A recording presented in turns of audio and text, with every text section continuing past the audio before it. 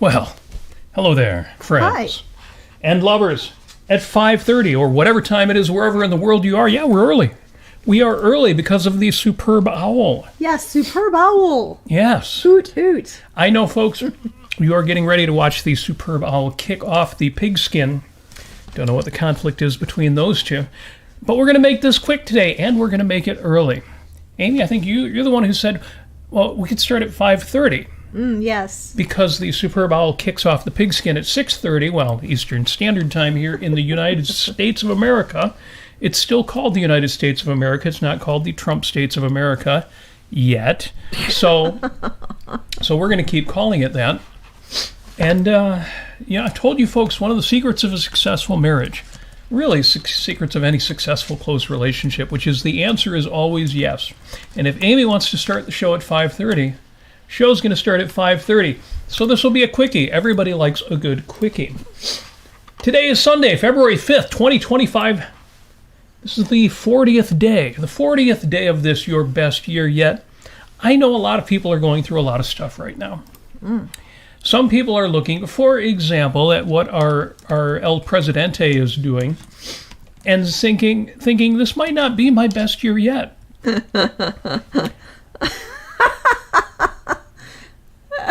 You're feeling that a little, huh?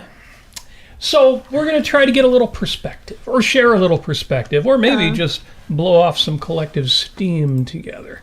My camera's sitting low there. I don't know why my screen is showing, but okay, let's fix that. So yeah, your 40th day of this, what, despite everything, will be your best year yet. I really believe that's because a lot of great things are going to happen this year, and you're going to do a lot of great things this year. Christmas is in 319 days. I love saying that because 319 days, that's a long, long, long way away. It's like more than a year. Well, less than a year, of course.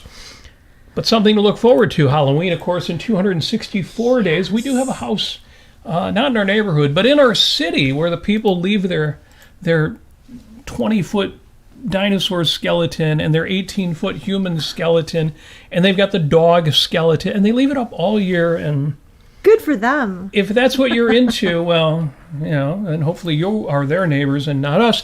But yeah, Halloween, okay, whatever. 39 days until spring. Let's find out if the groundhog was right about that. And finally, and the reason for our theme today, a quickie that is, not just the abbreviated show, but Valentine's Day. Valentine's Day is this Friday.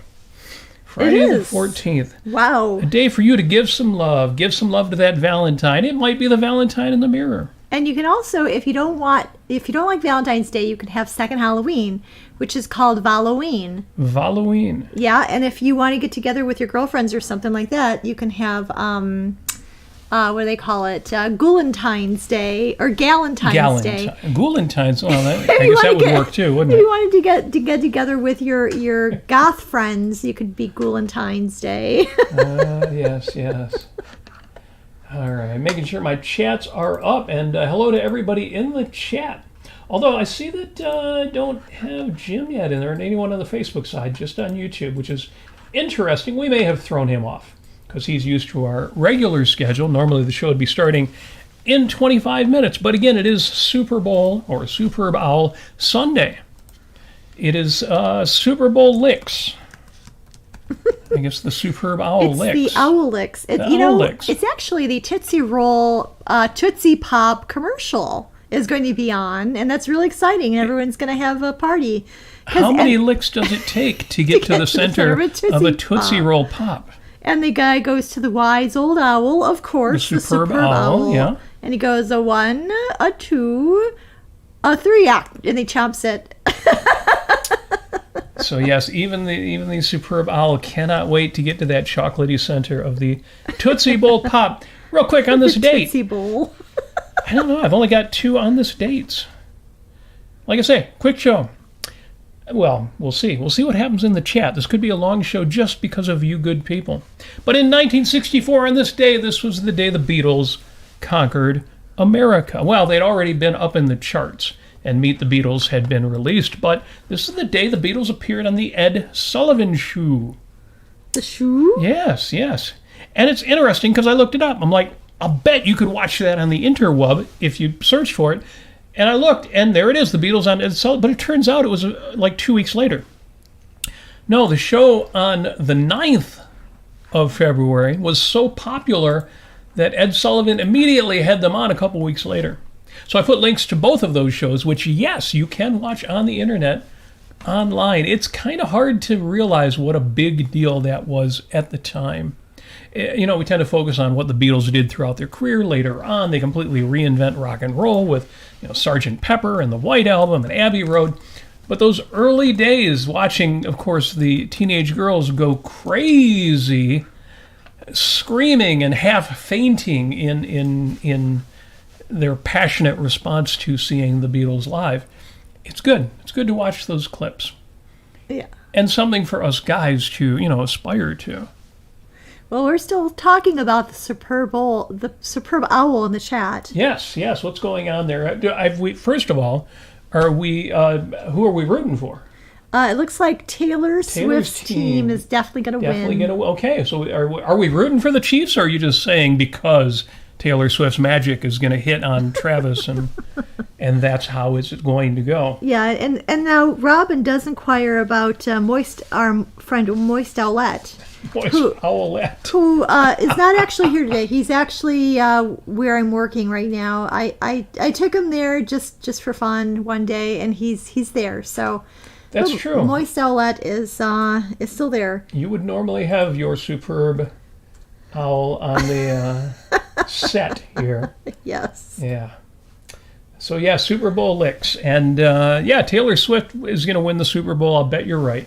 I will certainly be rooting for the Chiefs. The Eagles are amazing, but they had that kind of controversy with the not fully inflated footballs and all of that, and then of course the Travis Kelce, Taylor Swift thing. I think it might be more fun to root for the Chiefs. I tend to be a fair weather friend in that regard. I'm not a sports guy, so I watch it in whatever way makes it the most fun to watch. Yeah, and I'm happy if nobody gets a concussion. Yeah, exactly. Yeah, I feel a little guilty watching the game and knowing that a lot of the tacklers, the fullbacks, the not usually the QB or any of these megastar, but people like Travis, for example, tight end. These guys take a punishment. And you're watching, and it's kind of like watching a boxing match. You're like, gee, I wonder if this is going to land the blow that knocks this guy out of his career and lowers his IQ 10 points for the rest of his life. Yeah. At the same time, these guys are doing what they love, and they're doing a great job at it, and you've got to admire the athleticism and the spirit, the team spirit, and the go-getting. And so I'm in anarchy mode with that. It's like, if this is what these guys want to do, then they should do it, and I should enjoy it. But, a little bit mixed feelings, a little bit. So I hope you all are enjoying Super Bowl, or getting ready to enjoy Super Bowl LIX, L-I-X, 59, for those of you who want to transfer those Roman numerals into Arabic numerals. That sounds so wrong. Arabic numerals. Isn't that what we call our numerals? Yeah, I think it's Roman versus Arabic. I thought you were just talking about Arabic coffee. I could use some Arabian coffee. Actually, I have my coffee here and almost forgot that it was sitting here. Oh, no. We got the Yes coffee mug because, my favorite rock band is the band Yes. Beautiful. Yeah, this was the Yes Years logo, and love that. So, yes, Superb Bowl Sunday. Again, it's the date that America met the Beatles on the Ed Sullivan Show. And not much more for on this date. It's Pizza Day. Happy Pizza Day. Well, you've heard me talk about pizza before, but just in case you missed it, Jet's Pizza is the best pizza in America. It's true. It's not literally the best pizza. You could go to Greektown in Detroit, go to Pizzapopolis and get an amazing pizza. But what amazes me about Jet's Pizza is it's so good, and it's a chain. It's one of these places you can call up and some guy will come drop a pizza off at your door so that you can get good deep dish pizza. Well, you kids, you don't know, but when I was young, that was a very big deal. You didn't get any deep dish pizza from Little Caesars or Domino's or any of the cheap chains. So, happy Pizza Day. I guess normally I would have ordered a pizza after the show tonight and watched these superb owls do their thing, but I've actually already prepared tacos. Yes. So it's going to be Superb Owl tacos. Yes, it will be. We'll watch the game and eat tacos here at Casa de la Nasir. Yes, the preferred food of all owls. Tacos. Yeah. Well, yeah. So, it's why I don't even know what owls eat. They're birds. What would they eat? Seeds or worms or? Owls? Owls eat Tootsie Roll Pops, of course. Tootsie Roll Pops, of course. They eat all kind. They'll eat anything. It's also Tom Hiddleston's birthday. Oh. So happy birthday, Loki. We tried watching Loki, and it was kind of fun. And then what happened? I don't remember it at all. It didn't really stick. It just didn't stick. It was good enough to watch. I don't know if it's good enough to finish. I don't know. Yeah. If we have any Loki fans, people who are Marvel Universe fans, let us know. Since we kind of dropped off Loki after a couple episodes, should we finish it up? Help me out with that. Tom Hiddleston's very cool. He does a great job with that particular character, and it is his birthday. He's 44 years old today, so happy birthday, Tom Hiddleston. The last thing I've got on this date, besides, of course, returning to the Super Bowl, it's World Marriage Day. Oh, is it? Now, we talked about this once before. As I recall, so we must have done another show on a February 9th, or no, actually, I think it's one of those days that moves around because it's always on a Sunday. So we have hit on World Marriage Day before. It happens just before Valentine's Day. Don't look into it. I did put a link to it. You could click the link and it would take you to, what did we do with this time? Wikipedia's page. Don't. Because I'll tell you, it started out as a Catholic holiday. The Catholics want to strengthen marriage, and it should always be done in a Catholic way. Oh, those cataholics, man. And I've basically done what I'm going to advise you do, which is I ripped it off. I stole it. I said, no, the Catholics can't have this holiday that they created because they're Catholics, say no more. Well, they won't even allow their own priests and nuns to marry. Well, gee, that's not going to lead to all sorts of frustration and even sex crimes. No, that won't happen at all. Oh my gosh. I am aghast. I am morally aghast. I don't even know what aghast is, but I am one of them too. It's a perversion not to allow people to marry and canoodle, and canoodle and cuddle. Even Billy Joel said, "You Catholic girls start much too late." Yeah. Yes. So, happy World Marriage Day. Do like we do. Make it your own holiday. You married people out there, if any of you are married or aspire to be married, make of it what you will. I have put out there 5 secrets of a successful marriage. If you are married but have questions about how it's going, or if you want to be married someday and want to know those 5 secrets, just go to my Facebook wall and do a search. You'll find it. It's very, very simple. The first one is learn what marriage is, like a proper definition. And I don't mean words, but doesn't connect to real life. No, fine. Figure out what it is. Anyway, 5 steps to a successful marriage. They're all online. I don't know. I don't really want to get into that today, but it made me think of Yaron Brooke and John Stossel. Oh yeah, yes. Yaron Brooke and John Stossel are not married. No, but. But they got together recently for an interview. John Stossel interviewed Yaron Brooke. And that's cool because Yaron Brooke is very cool. And John Stossel's really cool. And they haven't spoken in a while. It seems like a lot of the folks that Yaron used to engage with have kind of gone and done their things. And it's neat that John is still interviewing Yaron. And they're still getting together and having good times. And yeah, they all went to the land of the Tea Party misfit toys. Oh, are you talking about LibertyCon this weekend? Oh, no. I'm not actually. Oh, wait, no, that was Mark Pellegrino. I'm just talking and about. Mike Leibowitz. Yeah, I'm just talking about those who considered themselves part of the Tea Party way back when. Oh, right. They're all on the island of misfit toys now. The Tea Party. Whatever happened to the Tea Party? Whatever happened to conservatives talking about limited government? Interesting. Well, I thought about Yaron and John. Yaron Brooke and John Stossel, because they shared a post about it. That this interview is going to be released this Tuesday. Links in the show notes if you haven't seen that yet.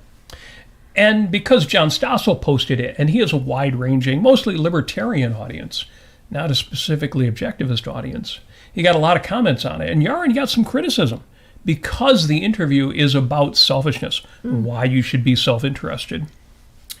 And there was a commenter on there, and the commenter wrote this. He said, "If a society's members are led solely by self-interest and greed, the society will fall. A civilized society needs to have concern for others and work cooperatively to make life better for all."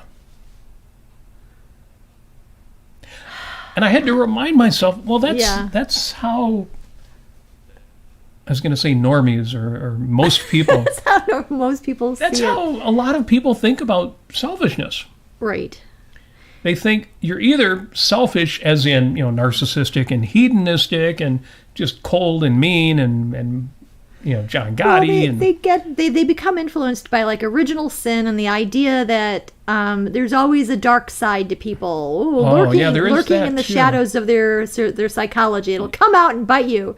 And the only alternative to that isn't to be more rational. It's to be more altruistic, more self-sacrificing, more self-effacing.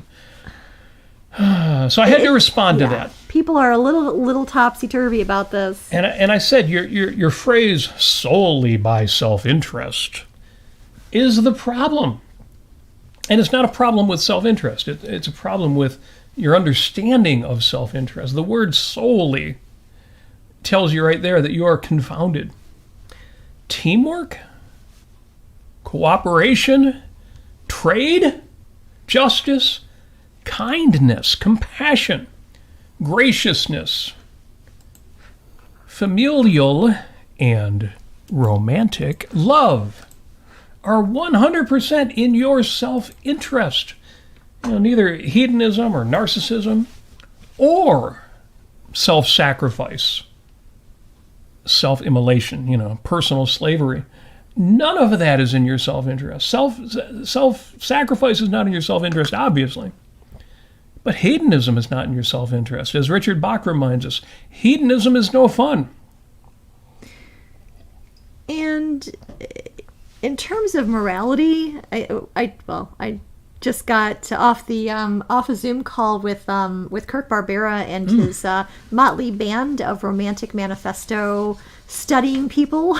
Yes, his crew of romance. His crew. Romance as in art, as in the romantic school. Although the other way too, I'm sure. The revolutionaries of the Romantic Manifesto. That's what I'll call them. And I was talking to them about, Ayn Rand really covered a lot of these issues with regard to personal metaphysics, the kind of ideas that you pick up on implicitly as a child that you don't really have words for, and later you struggle to grasp and try to find the words as a teenager. Oftentimes, most people do not find them, unfortunately. But when it really comes down to it, it's about having a good relationship with yourself. And the idea that morality is not primarily for a society or interacting with other people. It's interacting with yourself and reality and your own consciousness and understanding your nature and introspecting and knowing your values and why you find them important. It's about thinking yourself. So, it's just really interesting where people come from, and they don't even, the only time that kind of thing comes up is, when they're talking about psychology and self-care and, taking time for yourself, and no one calls that selfish. But when you come out right and say, no, these ideas and these actions, they need to come from your own understanding, your own motivation, what actually is good for your life, and the fact that you get to do what you want in your life. It's not about obeying, and it's not about finding some dogmatic list of rules to follow. It's about thinking, it's about understanding, and it's about having a good relationship with yourself and the world. And that does include other people, and other people are a huge value. There was, who was it? Oh, I know. It was Enric, I think, who came up with this quote. It's a little meme that was popping around here and there. It's It's a quote from Atlas Shrugged by Ayn Rand, and I forget who said it. Maybe John Galt, but I'm not sure. But they say, here we trade achievements, not failures. Values, not needs. We're free of one another, yet we all grow together. Wealth, Dagny, what greater wealth is there than to own your life and to spend it on growing? And tell me again, who said that? Was that Francisco? Was that John Galt in the Valley? Yeah, I believe that's Francisco, but I would have to double check. I think that sounds right. But, we're free of one another, yet we all grow together. We're free of one another because all of our values stem from ourselves. It has to come. People say, well, you know what, courage and all these virtues need to come from within. Well, they're right about that. But where's the disconnect between that kind of woo self-help stuff and this morality that people, this altruist nonsense that people keep stumbling about in and posting on John Stossel's comment. So, yeah, it's interesting when this is all going to resolve itself. I hope sooner than later. Yeah. Well, we will see. We will keep trying. That's what we will do. In the chat, Akira Felix says, the Beatles are my favorite band. You have very good taste. Christopher Smith points out they only recorded together for 7 years. Yeah. And they completely changed rock and roll and created some of the world's greatest music. Absolutely. Stephen Katz wants to know, did we see the movie Coda from a couple years ago? No. No, but let us know if it's a film we should see, and we will look into it. Did you see all the images? This is Stephen again. Did you see all the images of owls cuddling with cats?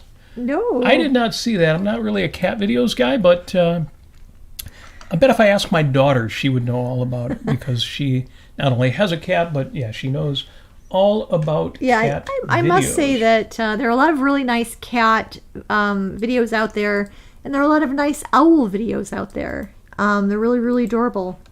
But I've never seen them together. Tom says that, he likes the term rational selfishness. Of course, yes. Rational selfishness. Somebody else I haven't followed is Dave Portnoy, who comes in the chat. Apparently one of his shticks was doing frozen pizza reviews. The only I've been trying to find a good frozen pizza. No success yet. The best frozen pizza that I think we've found so far is Buddy's Pizza. Mm-hmm. It's a Detroit-style pizza. Yeah, it's there's a bar in southeast Michigan, in Detroit, called Buddy's, and they created a deep dish pizza that was really good, and it eventually was successful enough that they opened some franchises, and there's a few different places called Buddy's Pizza, and eventually they created a frozen pizza version of it. I don't know if you can get that outside of Michigan or not. I would have to look that up, but if you can try Buddy's Pizza, frozen pizza, it's not cheap. It's not one of these, $2-3 frozen pizzas. It's like, I don't know, $13, $14.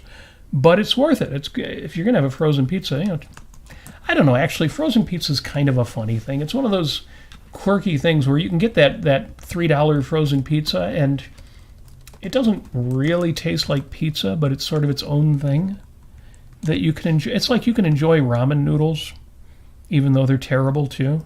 So, with that said, I'm still looking for a really good frozen pizza, and the closest I've come is Buddy's Pizza to that.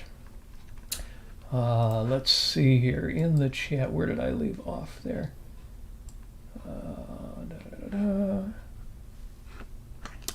I cannot believe Rogan has never had an objectivist on, and yet he has crazies on his podcast all the time. Tom Harrison, you're absolutely right. I can't believe it either. I don't watch Joe Rogan. I've tried, and it usually bores me.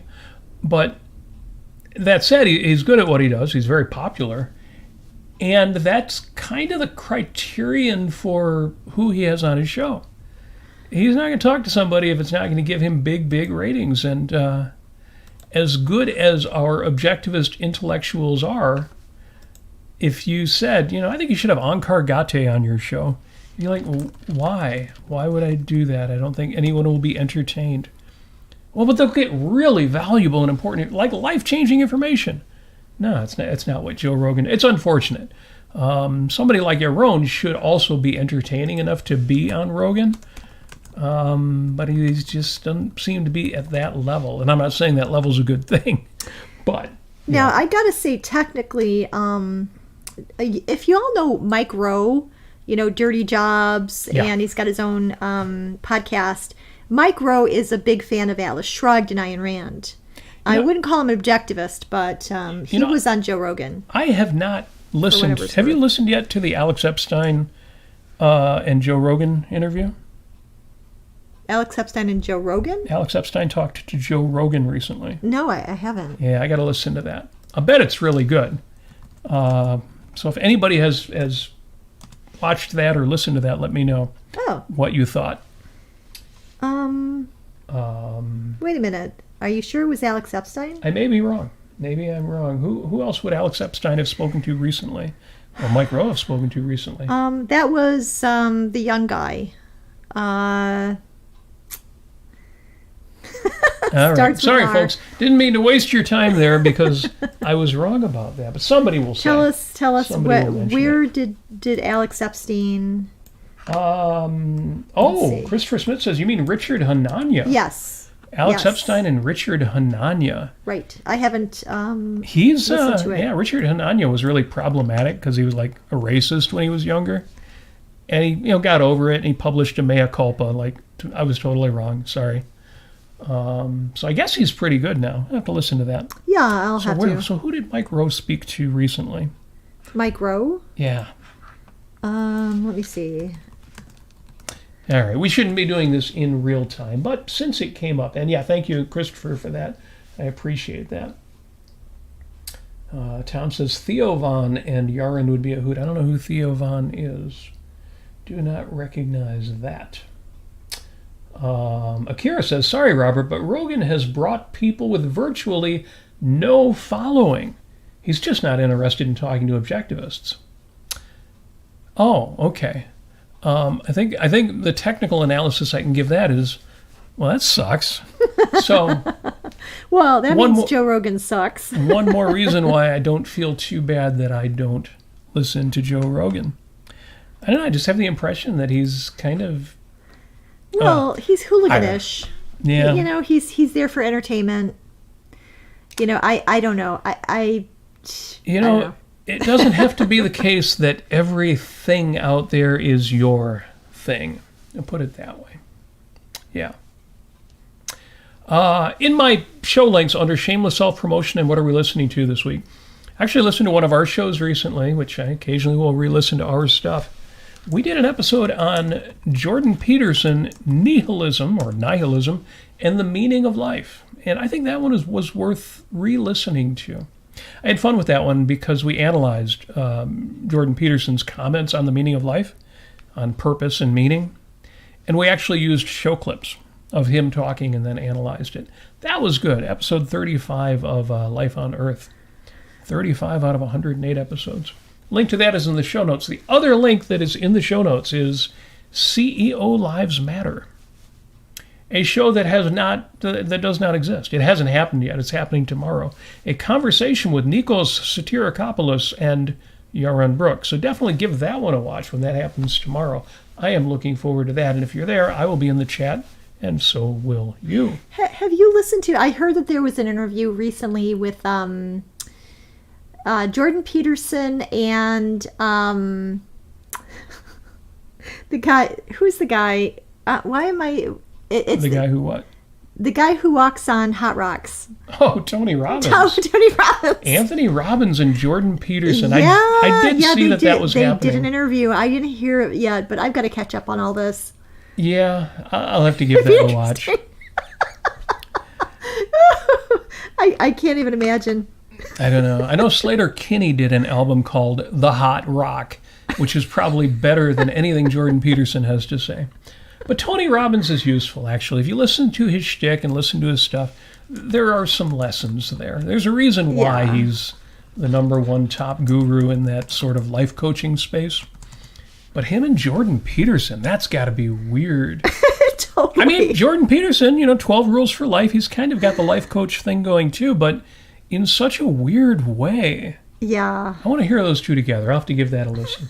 I think I looked at it, and it was like 3 hours long, and I'm like, okay, I'll do that when I find time, and I haven't found time. But, yeah, I'll have to give that one a listen or a watch. Yeah, and, Christopher says Peter probably talks the entire time. But Peterson does, yeah. But then again, I have heard that Tony Robbins is Robbins like that. is a talker, too, So we'll that see. might work. Christopher Smith is right. Peterson will do an interview, so presumably he's talking to some other guy, and he does that all the time.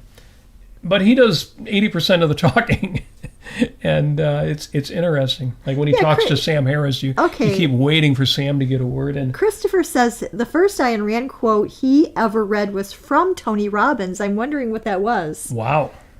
Tell us what that was, Christopher, if you remember, or paraphrase it. I haven't listened to Anthony Robbins in years, but I wonder if I heard of that way back when. Apollo Zeus is in the chat, so is Jennifer. I know some folks came in late. You were probably thinking the usual 6 o'clock. But we are going to wrap up early, so you folks can go open the cage to the Superb Owl and enjoy Superb Owl LIX, L-I-X. Yeah, real quick, since some folks haven't heard my Anthony Robbins story, there was a time before I was a highly trained MCSE IT professional when I was an electronics technician, and I worked for a cash register corporation called Cash Register Corporation. And Amy, you kind of got me in, or at least you told me about it, and I went and interviewed there. You were working there before I was. I got the crummy job before you did. At Cash Register Corporation. It was a better job for me than it was for you. Yeah. You were working with the admins, and I was working in the back room as an electronics board-level technician, but I also did field work. You were great. Well, by the time I was done, I started out there as a board-level tech, and 18 months later, I was programming their cash register systems, like for restaurants, networked registers and machines talking to each other. Awesome. And that meant I was on the road a lot. I would drive up to, like, Bad Axe, Michigan. You spend 2.5 hours driving to a customer location. And at this time, I had a car with a cassette player in the dashboard. And I would occasionally, while I was out on the road, I would stop by resale shops, Goodwill, Salvation Army, that kind of thing. And I stopped by a resale shop once, and they had this big package of cassette tapes, and it was a bundle kind of taped together. And it was a program called Unlimited Power by this guy who I only knew, like, came on late night infomercials, called Tony Robbins. And I'm like, I don't know, maybe there's something good in there. And I looked, and they were selling it for, I don't know, $3 or something, $5. And this is a program which, if you bought it off the infomercial using your MasterCard or Visa, hell, it might have been called MasterCharge back then, but using your credit card, you would pay $300 or $600, I forget how much. It was in installments, so, just 6 payments of $99. So to see this thing for a couple dollars on the shelf, I'm like, oh yeah, I'll get that. Because it gave me something to listen to during these long car rides to client locations. Yeah. And it turned out there was a lot of good advice in there, even though there was also a certain amount of hooey.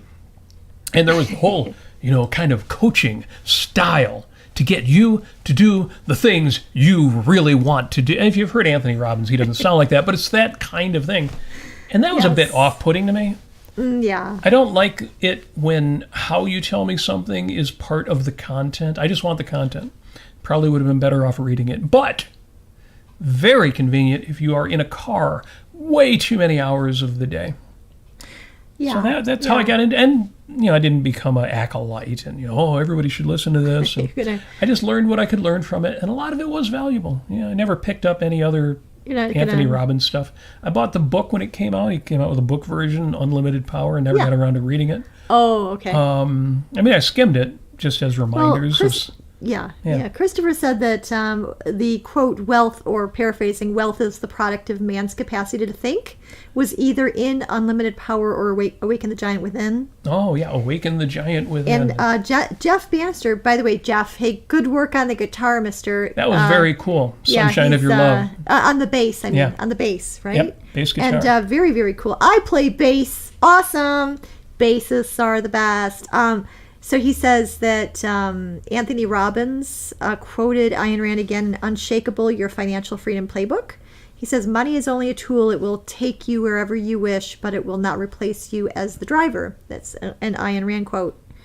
That's cool. That is cool. I would love to hear Anthony Robbins, say what he got out of Ayn Rand. He must have read something by her. Or I can't imagine he just picked up random quotes off the internet, although that's possible too. Jeff says, I bought it along with the subliminal tapes. Gullible as I was. Well, I hope you got something out of them. I always say things like state management. Yeah. That ability to get yourself to do things you don't want to do is made easier by being able to manage your state by an act of will. That's stuff I got. I think I got that from Anthony Robbins. Yeah. Or at least it got reinforced, things I kind of already knew.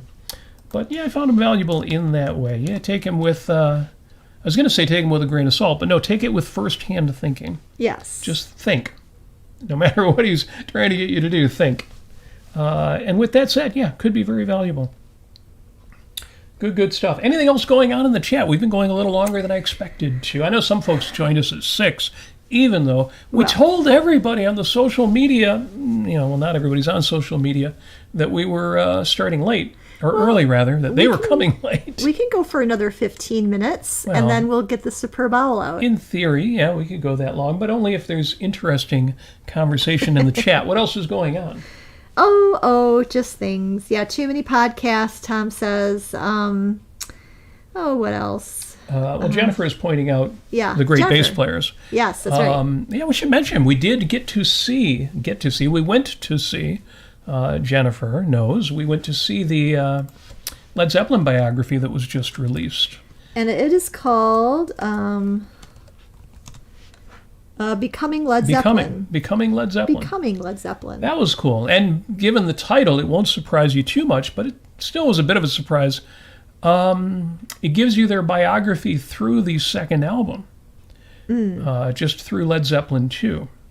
Yeah. And looking at some reviews, I knew that going in, but it was still a bit of a surprise and a little disappointing. You didn't want it to be over. Well, but tell us what happens next. They might, do you think they're going to be doing more? I don't really think there's going to be more. Just because the movie makers were independent. This was not a Jimmy Page project. And there was some question whether they could get all 3 living members involved in it. Fortunately, they were, and so the half of the content was just those interviews or those guys reacting to some of the footage, things like that. It was fun. If you're a Led Zeppelin fan, you should go see it. Looks like Akira is also a bass player. Really? Yeah, I bought his cool. first bass because of Pet Sounds, one of his favorite albums. So awesome. That's awesome. That is very cool. I was a bass player in my first band, and for the longest time, that was my primary instrument. You're a very good bass player. Oh, well, thank you. I'm a better bass player than I am a guitarist. That is true. I'm a better alto saxophone player than I am a bass player. But I am a better guitarist than I am a piano player. Yeah. So, and I always tell people when they say, I used to play guitar, you should start playing guitar again. No, really, pick the damn thing up and start playing. Unless you're, arthritis or carpal tunnel, something stopping you. But if not, pick up that damn guitar. Yeah, Plunk out a few notes. I don't want to give everything away, but yeah, the Led Zeppelin documentary was really good. It had some very surprising things. On Tom mentions that Jimmy Page played on Donovan's Hurdy Gurdy Man. But they talked about John Paul Jones and Jimmy Page were session musicians prior to getting into Led Zeppelin. And there's a long list, and it would surprise you. It's really you interesting. Really interesting. That was pretty fascinating for me to see. Yep. Incidentally, completely unrelated, but speaking of surprise musicians showing up in surprise places, because they showed Jimmy Page playing with Donovan Leitch, or Leitch. Nobody ever says his last name. It's just Donovan. Yeah. I was talking to Mark, our keyboard player. Yes. And we were talking about Alice Cooper. Did you know that, those of you who know Alice Cooper, did you know the other singer on $1 Billion Babies? That really strange song off of the album $1 Billion Babies? Besides Alice Cooper, the other singer in that he's duetting with was Donovan. Really? Who would have thought Donovan would do anything quite that strange? Well, But- I would but- think so. Yeah, and by 73, he was probably, he was not quite as popular as he was in the late 60s, so he's probably looking for ways to Yeah. keep rocking out with people. But Yes. yes, it's very fun if you look up the discography for Jimmy Page and also for John Paul Jones. Look for the sessions they played on. Some of them are really surprising. They showed a extended clip of a video for the film Goldfinger. So you've got Shirley Bassey solo just with a 007 background doing a video. But at the same time, they're explaining that John Paul Jones and Jimmy Page both played on that session. When Yeah. you hear the title track to the soundtrack of Goldfinger, that's Jimmy Page and John Paul Jones. They're part of the band, Yeah. part of the orchestra. Yes. And there's a lot of others like that. That's very fun. Of course, you should look into the Wrecking Crew and other studio musicians who were part of history. Y'all mentioned the Beach Boys earlier. It's very possible on the Beach Boys albums that you were hearing Carol Kay play bass and not one of the Beach Boys members. They used studio musicians a lot on their recordings. And I don't mean that as a slight against anybody. That's just standard practice in music. A lot of music is played for the recording by studio musicians, and then the band members have to learn how to do it when they go out and play live. Yeah. Well, nowadays they just fall on backing tracks. I shouldn't say that. Not everybody uses backing tracks, and not everybody uses them badly either. It's all good. Yes. Yes. As a matter of fact, so alto saxophone was my very first instrument. So Yeah. that was nice. And you still have one. We need to figure out more I ways do. to utilize it. I do. And I also need to possibly turn it in for a better sounding one. That's true. It is a very beginner It's sax. a very, kind Yeah. of, I'd like to get more of a robust alto saxophone myself. I did play tenor sax for a while. I played oboe for a while. And I know bass and a little bit of guitar, some chords, not much. And then also recently I've been practicing piano, actually practicing sight reading and, learning my bass clef and all of that with my left hand. So doing, playing music is a lot of fun. We should all be doing it. Left hand on the piano is hard. It is. And it's But- very silly because you would think as a guitar player, you'd be like, you do more with your left hand than your right hand on the guitar. I you wonder piano if players. it'd be easier on a piano if your fingers were if your fingers on your left hand started with your thumb like it did on the right hand, but then it would look really weird. Maybe we should just get you a piano where halfway down the piano, the keys reverse from high to low, That's a good instead of idea. low to high. I got to get you a Chapman stick. That's what I've got to do. What's a Chapman stick? A Chapman stick. You've seen it before. Robert Begley's brother played one when we visited them. You mean a bass stick? Like Yes, it looks like a bass stick. It's Half called a of- stick. Half of it, yes. Yeah. Half of it is a bass with the strings in reverse order than you would expect. Yeah. And the other half of the strings are guitar strings in the order you would expect. Right. And you watch guys play that. I've never played one myself. I mean, I've tapped on one, but they're just used to the fact that half of it is backwards and you're playing with two hands like a piano. So if we got you a piano where half the keys were backwards. Anyway, without getting too much more into that, Jennifer Lionberger Yeah. says, I think Elton John has short fingers. Oh, because Tom said, do you need long fingers for the piano? The answer is no, you do not need long fingers. No, you just need dexterity. Just like with the guitar, Yeah. you can compensate. Yes. I have medium fingers, but I tend to have thick fingers. I don't know. I've met guys with much thicker fingers than mine, but getting between the strings and letting each string ring out clearly without accidentally. So the point is, you can compensate for anything. Yeah, I love playing piano. I'm not a great piano player, but I love playing the piano, even though I don't really have pianist's hands. Yes. So yes, absolutely. And yeah, Jennifer says, I think Elton John has short fingers. Could be. And given his style, which would be hard to explain over the course of a short podcast, it doesn't surprise me that he plays with short fingers. He doesn't play really wide chords, and he plays... Anyway, I won't get into that, but yes, I can absolutely see that. Yeah. Very much. Yeah, I just want to give a shout out to, as I mentioned before, Kirk Barbera and the Merry Band of Romantic Manifesto Revolutionaries. That's a good way to put it. Actually, if you go to, I think, Troubadour, if you type in Troubadour Kirk Barbera, that's like Captain Kirk, not Kurt. Yeah. Like with a K and a K. Kirk. Yes. So anyway, look that up, and every Sunday, I don't think next time we'll be on, but I've been following along and making notes and thinking about this. Yeah, if you look on his website, you can find the schedule, and it's interesting. In order to get the links, you go to the particular show, and there's a place where you enter the dollar amount you want to pay to watch that show. You can enter 0. And Kirk has said this. You don't have to enter any. It's just if you want to contribute. But you can leave it at 0, and you will get the information about the show. Or you can put a few dollars in to send Kirk a tip. Really. If you can't find the links for that, look at our show notes for last week's episode of 5 Minutes, because we did share that last week as well. Yeah, and so we read and studied the philosophy and sense of life in the Romantic Manifesto, and oh my God, there's so many amazing things in it that are just devastatingly important.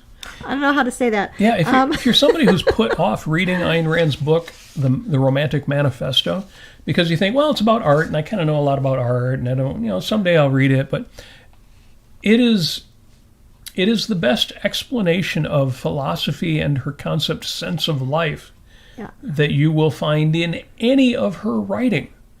Yes. Chapter 2 is actually called Philosophy and the Sense of Life. And that concept, sense of life, explains so much, not just on a personal level, but if you want to understand what's going on in the world right now, if you want to understand why different people respond to things the way they do, why they support, for example, the kinds of not just politicians, but celebrities and athletes and everything else that they do, if you think, how on earth can I explain the gap between me and a guy who thinks that person X is the greatest thing since sliced bread, or the most evil person on earth? Philosophy and sense of life. The whole book, The Romantic Manifesto, it will tell you more about art than you can imagine, but also there's so much philosophy in there. It'll tell you about yourself. It'll give you words to describe your own implicit ideas in philosophy, because everyone has those. It'll explain the fact that, even a child has an implicit philosophy. They don't have the words for it yet. But there's, in other words, there are metaphysical or questions in metaphysics that you're going to answer, whether whether you think you are or not. You're going to have answers for: can I relate to the world? Can I find things out? Can I use my mind to understand and discover things? Is the world is the world in which I live beneficent to my life? Is it compatible with living? Even all of these questions, all these metaphysical topics are constantly answered by you just by interacting with the world and with the people in your life and with everything that you do. It's really, really, really good, and it's powerful. Take it slow and read it over and over again. That's all. I'll just say that. It's really good. Oh my gosh, yeah. Excellent. Now, you know what? We didn't have any comments on the Facebook side, so I failed to look until recently, 4 minutes ago. Narendra says, good morning. Narendra, thank you for putting that post on my Facebook wall. I got to bring that up here real quick, because it was very cute. It was Winnie the Pooh, and you're like, oh, come on, Robert, Winnie the Pooh? No, it was very cool, because it's one of these pictures that has a meme, like a meme. And here's what Narendra posted on my wall. He said, is this something you said? Do things for people, not because of who they are or what they do in return, but because of who you are. And I don't know if that was originally in a Winnie the Pooh book, or they just decided to put a picture of Pooh and Piglet on there. And, I had to respond, no, I never said that. But, I appreciate it. Because I once put up a post, and here's what I said. And we did a whole episode about this. Treat people not as they deserve to be treated, but rather as you deserve to treat them. And, understood one way, that makes perfect sense, and I can explain that. Understood another way, there's a way that you could take that to mean, oh, you shouldn't be just, you shouldn't give people what they deserve, you should let yourself be hurt all the time by people who are bad to you. There are ways to interpret that are obviously not, well, I shouldn't say obviously, that are not what I meant. But I actually think it's one of the more important points I've ever made. And I haven't heard anybody else say it, so I think it's kind of important for that reason, too. Yep. Treat people not as they deserve to be treated, but rather as you deserve to treat them. You'll find that on my Facebook wall. And there's a link to when I first said that, and there was a long conversation about it online. And again, some people bristled because they took it in a way that was not wrong for them to think, but is not what was meant. You can go around saying, I have to give everybody exactly what they deserve. And if people are bad to me, I need to respond to that. Mm-hmm. And I need to punish them, or I need to argue with them. I need to be socially and metaphysically the world's policeman. No matter what life throws at me, I have a moral obligation to throw the same thing back. And when you put it that way, it's obvious. No, actually, you can't be expected to engage every time somebody wrongs you. You drive yourself nuts, and you'll waste your time, and you'll give them more credit, more of your time and resources and energy than they deserve. Yes. It turns out that's also true on the positive side. You don't have to mete out, you don't have to measure how much kindness you give somebody. Well, I'm going to be kind to that guy because he was kind to me, but I'm not going to be any kinder than he was. It needs to be the right amount so that it's not a self-sacrifice. No. And I take it to the extreme of saying, you are in the driver's seat. You decide what you're going to do with people, what you're going to do for people, what you're going to do to people. And yes, it needs to be just. You shouldn't do good things for bad people. And you shouldn't do bad things to good people. But it's not a matter of measuring out like a market transaction. Right. He's done your little scale of justice. So Narendra, thank you for that, for posting that, which again is not something I said, but I can see why you think it would be. Do things for people not because of who they are or what they do in return, but because of who you are. Again, not exactly what I would have said, but I like it. It's got a certain charm to it, probably because it has a picture of Winnie the Pooh and Piglet on it. Yeah. And it definitely does relate to something I have said that I think is important. So thank you for putting that out there. Folks, the Superb Owl is about to kick the pigskin. That's about to happen. You have been great fun. Thank you for being in the chat with us. And Narendra says, yes, I like that quote. It struck with me. Good. I can see exactly why it would. Oh, Gary's in the chat on Facebook and says, exactly, Amy, it gave words to me for which I only had emotions and a sense of. Yeah, you folks, you've got to read the Romantic Manifesto. Yes, you do. We'll keep talking about it. You'll keep hearing about it. Eventually, you'll get into it. Those of you who said you haven't read it yet, I totally get it. It was certainly the last Ayn Rand book, or maybe the second from last Ayn Rand book I ever read. But once you get into it, you're like, oh, man, I should have read this a long time ago. It's really good. Well, Taylor Swift is about to mount the Superb Owl to fly over New Orleans. Good. And, let's do this. Yeah, all right. And we will talk to you next Sunday. Folks, thanks for joining us. That's it. We're out. We're just not going to do the long spiel. Thank you, patrons. Patreon.com/Robert Nasir. You are the best, and you keep the show going. And thank you, everybody else, for liking, sharing, subscribing, doing all the things on YouTube. That's it. You are good people. We know you are. That's the end. Oh, wait. We're sent.